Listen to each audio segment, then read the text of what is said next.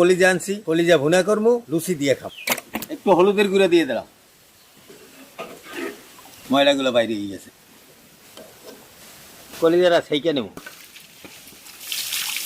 এবার কলিজার উপরের আবরণটা উঠেই নেব। এবার রান্না করার জন্য পিস করে নেব।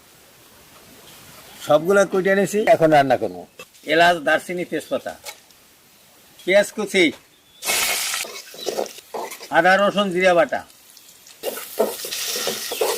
হলুদ মরিচের গুঁড়া, স্বাদ মতো লবণ, কয়টা কাঁচা মরিচ। মশলাটা ভালোভাবে কষাই নিছি, এখন কলিজাটা দিয়ে দিই। দেশি গরুর কলিজা, তাতে লুচি, বৌমার প্রিয় খাবার রান্না করতে আসি আজকের আমি। কলিজাটা কষাই নিছি, এখন পরিমাণ মতো পানি দিয়ে এবার ফড়া দিয়ে ঢাইকা দিই।